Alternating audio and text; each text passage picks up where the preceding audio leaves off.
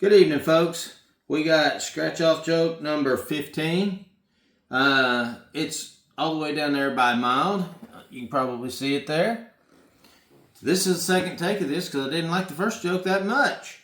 So it says, why did the math book look so stressed out?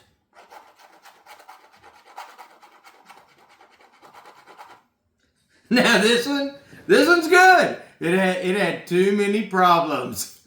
Oh, I like that one. That one's a good one. The other one that we tried was, why couldn't a bicycle stand by itself? It was too tired. Okay. Anyway, so I told you I was going to tell you a little joke about my childhood growing up.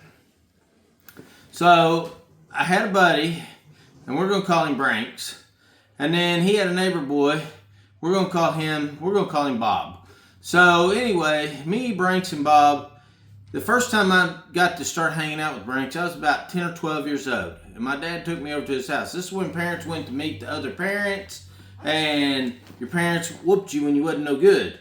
So anyway, my dad takes me over to his house, and he meets his dad, and he goes, well, I want you to know, if my boy's at your house acting up, I want you to whoop his butt like you would your own.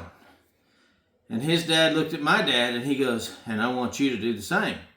So me and Branks knew we couldn't get in trouble at each other's house because the other one's dad had permission to whoop on us. And I will tell you more about that later because his dad, he tackled me once. Anyway, so we're 10 to 12 years old and we decide we want to go to these Army domes. There's these old Army domes, and there used to be a munitions plant, POW camp around where we live. And it was years and years ago. So we decided we're going to walk to these Army domes. So me, Branks, and Bob, we get together. And you got to understand, we're only like 10 or 12 years old going out in the woods. So it wasn't really that big of a deal back then. So as we're walking down there, there's this shallow spot in the creek where we can cross it. Now the water's flowing there, and it's kind of slick. But my buddy Branks falls in the creek, and he gets the freaking matches wet.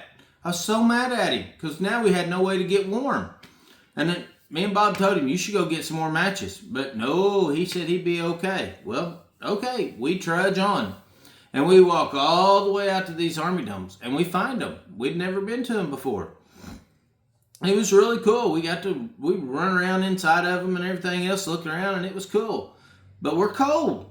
So guess what, though? We don't have no secondary way to get fire. So we're out there. We're kind of chilly because there's snow on the ground. I mean, there's snow and the creeks are froze and everything else. So we're on our way. We decide we got to go ahead and get back. We got to get back so we can get warm. So we come back a different way and we come up to the creek again. Well, this time, the place we're at, the creek isn't shallow, and we're a little turned around on where we're at. And we think, well, you know what? We'll follow these lines and we'll just keep going until we can find something we recognize. So we cross this creek, and as we're walking across it, the creek starts cracking. So we run. We get to the other side. Now you got to understand, Bob's a year younger than me and Branks. Bob's a little heavier than me and Branks. Now he didn't fall in, and neither did us, but it sure scared the pee out of us. So we go ahead and we make it all the way back to the house. Now the moral of this story is natural selection takes its course. And you have two choices. You can either learn from it or, well, eventually it'll eliminate you. So the moral of this story is we learned. If you're going out in the woods, in the snow, with the creeks froze over, take more than one form to start a fire with, because we was cold and we finally made it back. But we didn't get in any trouble because no one knew the rest of that story. Y'all have a good night now.